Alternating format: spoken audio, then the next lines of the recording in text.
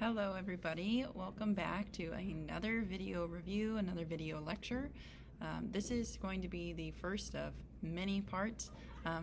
This first one is just going to be on enzymes, energy and enzymes, things affecting rate and all that fun stuff.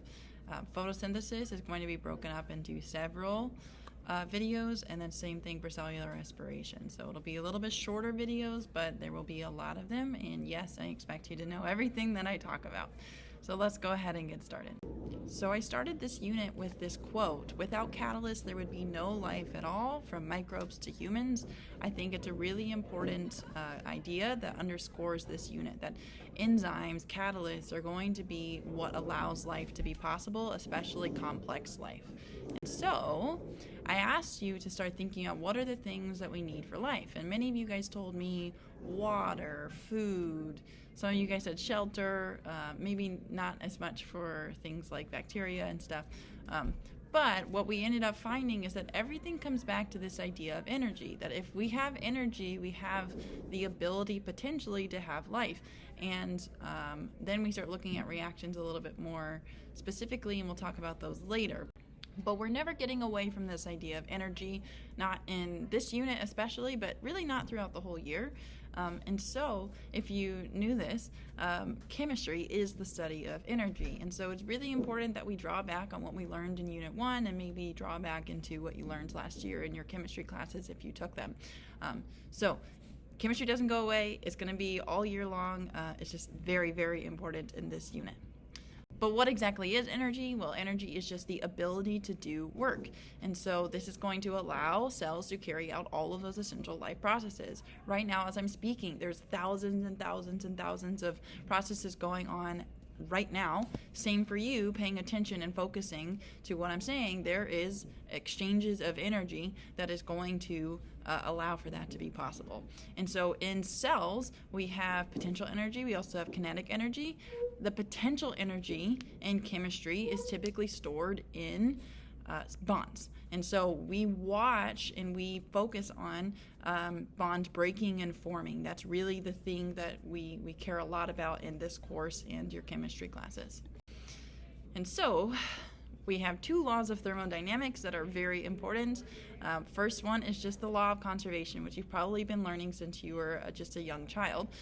But we also have the second law of thermodynamics, which you maybe is not as familiar to you. So that is the idea that when we change energy from one form to another, we are going to lose some of that energy. This transition between two types of energy is not going to be perfect. And so this can also be stated that the entropy of the universe is always increasing. The way I want you to think about it is that heat is usually a byproduct. Entropy is a concept that you will talk about more in your college chemistry classes and maybe in high school as well. Okay, but like I said, if energy cannot be created or destroyed, that means that it can really only be transferred from one form to another, and we see that in biology all the time. So energy is stored from the sun in carbohydrates. So we store that energy in bonds. That means that it's now potential energy that we can use later. It's stored in carbohydrates in plants through the process of photosynthesis, and then it is going to be converted into chemical energy in the form of ATP when we eat it. So when we do cellular respiration, we use the energy that was in those bonds, we break those bonds, releasing the potential energy to be usable, and then it is stored in ATP, which is an even better energetic currency for most life forms. Okay. Then we started talking about this idea of metabolism. Remember, this is not what we mean when we hear people say that they have a fast or a slow metabolism. They're really not using it in the biological sense. They're doing it more in just the everyday language. But metabolism is the sum of all reactions that occur in a cell. For me, I like to think of it as all the reactions that are forming and breaking bonds. And so even things that you don't necessarily think of as metabolism, things like DNA replication, transcription, translation, all of those would fit into the category of metabolism. It's just not typically what we think of. And then we're going to focus on two reactions that are very, very important: photosynthesis and cellular respiration, that are kind of the key parts of metabolism. And so just as a thought experiment or as you are working through, I want you to pause this and try to think of some processes that you know in biology. I did just say some, but you can also be thinking of some on your own. So start thinking about that before you move on to the next section. Okay, but all of these reactions that you might have just listed in your head or written down, they're usually going to be categorized as anabolic or catabolic. Anabolic is where we are building bigger molecules. Think like bodybuilders.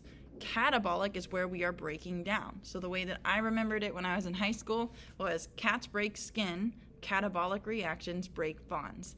And so that's the way I thought about it. Big molecules getting broken down to small molecules. Anabolic is the opposite. So you also might be thinking, okay, if we are forming bonds, remember bonds store potential energy, that means that I'm putting energy in and then it's getting stored as a bond for an anabolic reaction. For a catabolic reaction, when I break that bond, I get that potential energy back. Okay, so if you thought of some of these reactions, I want you to practice and see if you can figure out which ones are going to be anabolic or catabolic. At the end of this, you might need to use some Google to help to check your work, but hopefully the logic is there so that you understand this. Okay, one of the ways you can remember this is with people who take anabolic steroids. I don't recommend them. They are very bad for your health, but if you do, you would be taking them usually to build muscle. And so you are taking small molecules and then making big molecules. You're building big molecules with anabolic reactions. Now, there are two general terms that we use to describe reactions, exergonic and endergonic. Energonic are going to be the ones that require an input of energy. We put energy into the system. Exergonic is where we release it. So that's actually very similar to catabolic and anabolic, and I kind of want you to think of them the same way. Exergonic is going to be releasing energy just like catabolic. Endergonic is going to require an input of energy, so that means that we are going to have anabolic reactions. Okay, and so maybe you've seen these terms before. In fact, you definitely have, because you should have seen them in Unit 2, where we talked about delta G. And so delta G is Gibbs free energy. I want you to remember that a negative delta G is going to be a spontaneous reaction, meaning that we release energy. A positive delta G means that it is a non-spontaneous reaction, meaning that it requires an input of energy. So positive delta G is endergonic, negative delta G is exergonic. It is important that you know what delta G is and how it is going to tell you if the reaction is going to proceed or not. It'll be very important when we get into glycolysis later.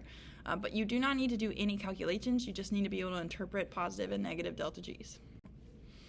Okay, and so when we say this term spontaneous, we don't mean that it's happening instantly. Instead, it just means that it proceeds without the input of energy. But some of these reactions may actually take billions of years. And the reason why is because the activation energy is just too high. So whenever we have a reaction, there is some amount of energy that we basically have to invest that you will get back, but it will have to be invested, and then you get it back, and sometimes you get more back. That would be for an exergonic reaction. Sometimes you don't get as much back, and then that would be an endergonic reaction. But I wanted you to think of it like a barrier. So with this cute little frog picture, we have a frog that is jumping over the barrier. And frogs really are only going to be able to jump so high. And so most of the time when they jump, they are going to jump as high as they can and then splat against the barrier. But every now and then, this will get enough energy and it will be able to jump over the barrier to the other side. But that is going to be very, very, very rare because this barrier is just so high. That is the activation energy. Now, if we lower that activation energy, aka lower the barrier, well, now the frogs are going to be able to jump over almost every single time, and so the reaction will proceed much more quickly. This is what an enzyme does. An enzyme is going to be lowering the activation energy. That's why we call it a catalyst. A catalyst is going to be something that increases the rate of reaction without undergoing any permanent change. And so this activation energy is basically the energy needed for molecules to react with one another. A catalyst is going to lower that activation energy to speed up the reaction. Notice, however, that delta G is just the difference between the products and the reactants. No matter how many catalysts I have, no matter how good that catalyst is, I never am able to change the delta G. That is permanent. That is decided by the laws of physics. That is a thermodynamic metric, whereas a catalyst is a kinetic metric, referring to speed. Okay, and so enzymes are specifically a biological catalyst, and they are almost always proteins. In fact, enzymes are always proteins, but there are some biological catalysts that are not.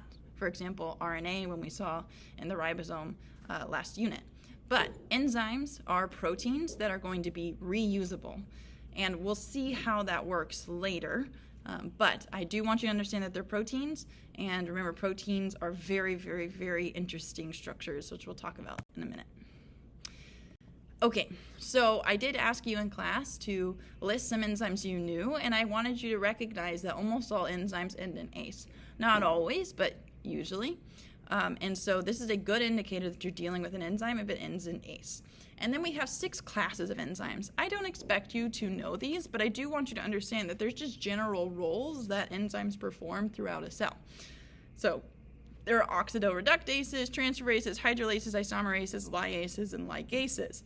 Again, I don't need you to know what these are or what they do, but I do want you to understand that there's categories and that there's thousands and thousands in each of these categories. So it's not just like one transferase that does a whole bunch of jobs. Instead, we have very, very specific transferases to do a specific thing, and we'll talk about that in a minute. Okay, in class, we used a model kit. If you're watching this now, we're not going to be talking about that so much now. But enzymes perform 2 jobs. One, they break bonds. The other is they form bonds. Now, I said in class I don't really love the way that I've written this here, helping join molecules together or break molecules down, because you saw in that previous slide there is a class of enzyme called isomerases. And isomerases don't really break down or join molecules together. Instead, they sort of rearrange bonds. And so instead, I want you to start thinking of it as forming and breaking bonds rather than joining molecules together and breaking them down. Okay, and so there are some terms that you do need to know when you are studying. So the first is that the substrate. So instead of using the term reactant, usually in enzyme biology, we use the term substrate. So the substrate is specific to an enzyme, and that substrate is going to bind to the enzyme at the active site. So the active site is a physical location on the enzyme where the substrate binds. When the substrate binds to the active site on the enzyme, it forms the intermediate called the enzyme-substrate complex.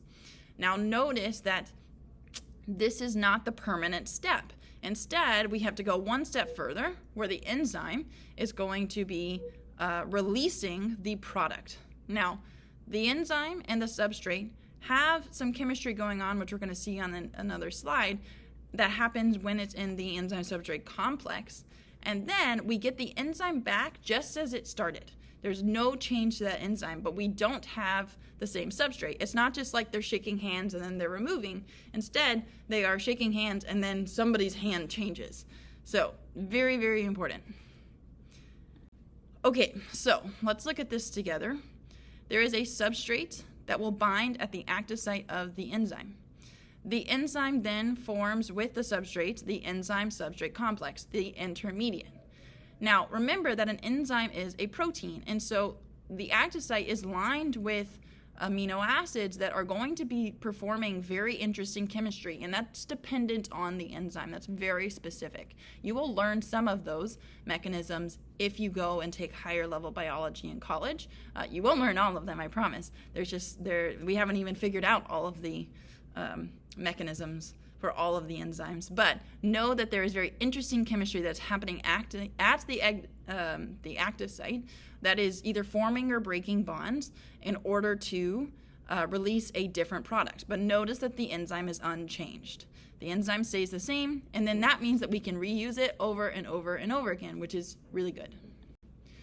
Okay, so looking at this animation, on this side, we have a catabolic reaction, which I can tell because one molecule comes in, the green one, then it's going to break and then form two different molecules. So this is catabolic, the other side is anabolic. Okay, so because enzymes are proteins, remember proteins are really, really big macromolecules usually. We can have smaller proteins, but oftentimes they are very large. And so they are going to have a three-dimensional structure, meaning that it is going to be folding upon itself, and that's obviously based on a bunch of chemical reactions that we talked about in Unit 1. But because it has a specific shape, remember that structure dictates function. So if we have a different structure, we have a different function. And so these enzymes are very specific to certain substrates. And we're going to talk about inhibitors a little bit later on, but the enzymes are specific to substrates, meaning that it is only going to be able to do its job with one specific substrate. It's not like you can take sucrase, an enzyme that breaks down sucrose, and then feed it lactose, a different disaccharide, and expect it to break down lactose. That doesn't happen. Only sucrase can break down sucrose. Only lactase can break down lactose. That becomes very important later on. Okay, and so there are two different models that we use to describe the reaction between the enzyme and the substrate, the lock and key and the induced fit. And you can expect based off of the names what they do. So a lock and key is kind of like love at first sight. The enzyme and the substrate work really well together. So the active site is perfectly bound or perfectly fitted to that substrate. Whereas the induced fit, well, the substrate can come in, but both the substrate and the enzyme have to change a little bit in order to do the appropriate chemistry to break down or form the product. So they're both real. This is not like competing mechanisms, but it seems like more fit into the induced fit model. And remember, this one is one where you can really just use the name to your advantage. Lock and key, it's usually a perfect fit, right? Induced fit, induced meaning kind of forced. And so that is why it's named that way. Okay, so now that brings us to reaction rate. And so all enzymes are different, all are specific to different substrates, which means that they're probably all going to have different reaction rates. And this is actually a really fun experiment to do. If you ever end up studying enzymes, you almost always will study at some point their reaction, how fast they can complete their job. And so you usually measure it by either how fast they break down the substrate, or how fast they form product. And you really only want to compare Vmax. So Vmax stands for maximum velocity, and this is the maximum rate of the enzymatic reaction when the enzyme is saturated. When the enzyme is saturated with substrate. So substrate concentration plays a really big role. If we only have one substrate added per hour, well, that's really quite low for an enzyme. Most enzymes can handle a whole lot more than one substrate per hour. And so we really only want to compare once they hit that saturation point and where it's leveling off. This is going to be how we can tell how quickly enzymes can actually work. And so I want you to look at the substrate concentration and how that affects rate. Well, at low concentrations, as we increase, we see an increase in the reaction rate, but only to the point of saturation, and then it levels off because enzymes can only work so fast, right? You can only sprint so fast, even if you're given the best nutrition and the best sleep of your life, you are still limited by your natural genetics. Okay, now we look at temperature. Well, temperature, generally, we are going to see an increased rate to a certain point. After a certain point, that's when we get problems like denaturation. And this is like if you boil an enzyme. Not ideal. Don't boil enzymes, not on purpose at least, or not on accident at least. And so there is a optimum temperature. And this is actually why it can get really dangerous if you have a super high fever. They usually ask you to go to the emergency room if you have a fever, a prolonged fever of like 104, 105, and that's because our enzymes are not designed to work at that temperature. Our enzymes are designed to work at 98.6 Fahrenheit or 37 Celsius. And so we can actually very severely damage our bodies if we have too high of a temperature because of this fact. Okay. That's kind of fun. This animation's a little adorable, so I'll keep it just so you can see what's going on. Okay, now why though at low temperatures, well, that actually doesn't hurt the enzyme. That's not a bad thing. In fact, if you ever work in an enzyme lab, you will store your enzymes typically at -20, and if it's sometimes you'll store it really cold, like -80. And that's just to make sure that we basically have totally stopped any chance of enzyme interacting with substrate. Now, hopefully you have a pure enzyme and there's no substrate in there anyway. But if there is, you want to prevent it from reacting. Because otherwise you have to sort of do some other controls to make sure that your experiment is publishable. At high temperatures, we do see a lot more collisions, which would actually increase the rate, except for that our enzymes don't do their job anymore because they are denatured. Okay, optimal pH is actually very similar. We have most of our enzymes are going to work in the 6 to 8 pH range. There are some exceptions, which we'll see on the next slide. But at a pH too high and at a pH too low, we have the same problem where we are going to have denatured enzymes that won't do their job.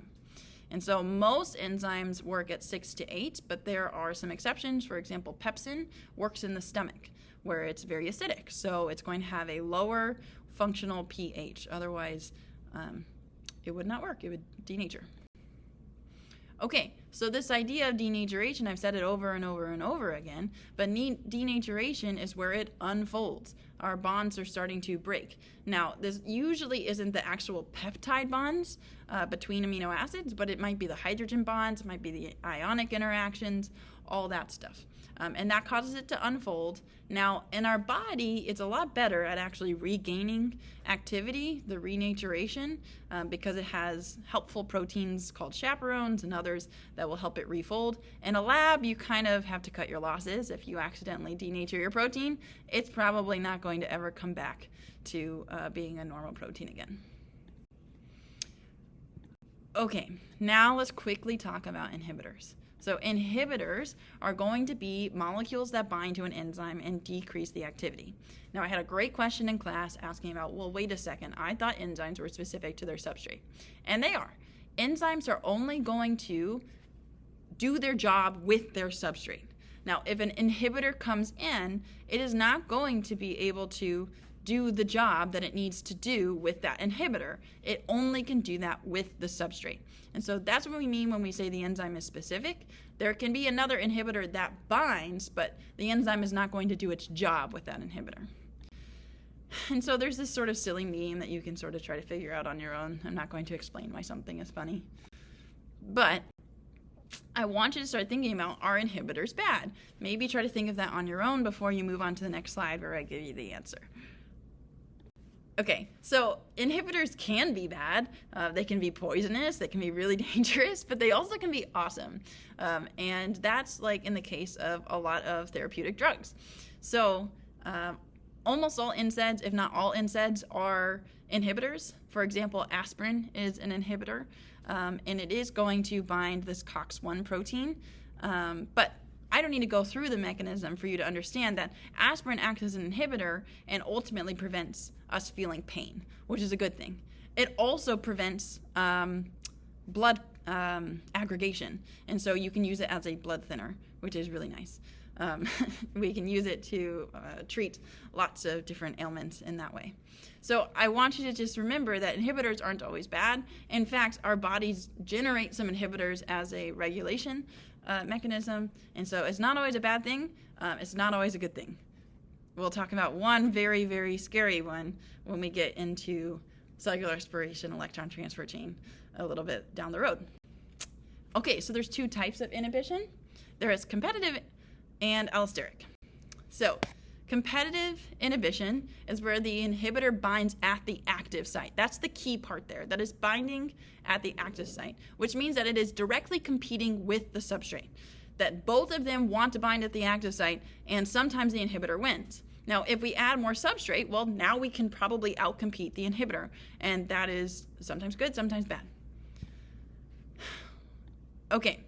In this case, usually because the enzyme is specific, it likes its substrate more than the inhibitor. And so usually the inhibitor can get knocked off if we just add in way, way, way more substrate. It'll outcompete it, and then we don't have really a problem with inhibition, and the enzyme is not destroyed. That's different than when we talk about allosteric. Allosteric is where an inhibitor binds at an allosteric site, which is a region that is different from the active site. It's another part of the enzyme where there's binding that occurs, but it's not by the substrate, it's by something like an allosteric inhibitor. And so, allosteric inhibition, also called non-competitive inhibition because they're not competing, is where it's going to bind at that active site. That changes the shape of the active site. And so now the substrate can't bind because remember that active site is super specific for a specific substrate. So if the inhibitor binds and changes the shape, now we cannot complete the either catabolism or anabolism that is going to happen with the substrate. Now this is typically irreversible because the substrate's not competing. It's not going to try to knock off this inhibitor here because it doesn't want to bind there. It wants to bind at the active site. And so this is oftentimes a little bit more, I don't want to say dangerous, but it at least is less reversible, and therefore the enzyme is basically destroyed. Okay. Now, allosteric binding isn't always inhibition. Sometimes it's actually activation. In fact, it is a lot of the time. And so when it inhibits, it changes the active site so that the substrate can't bind. But when it activates it, when something binds at the allosteric site, when it activates it, it's actually changing the shape of the active site so that the substrate can bind. It changes the active site so the substrate can bind, which is activating, and now makes the enzyme do its job. Okay, the last couple of slides here are dealing with pathways. And so I keep saying do its job, do its job, do its job. Enzymes are workers, and usually they don't work alone. Now, I want you to remember that organelles, we talked about them for a whole unit. Why do we have organelles? Because we're trying to compartmentalize. This is like the workplace of certain enzymes, right? So a lot of enzymes only work in the mitochondria, or they only work in the ER, or they only work in the nucleus. And so it's efficient to be able to focus all our energy into a smaller area and regulate only that area rather than have it spread out across the whole cell.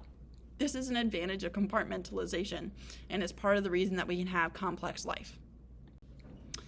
Now these pathways, so you will often have a pathway that works in one of these specific compartments, aka an organelle, and to get from A to G, it's usually not one step. Instead, you have to have a bunch of enzymes that is going to go from A to B to C to D to E to F to G. And that is what we call a pathway. Okay, now sometimes we can have an issue where some of the enzymes don't work. And in that case, we will get an accumulation of product at the preceding, I guess it would be product.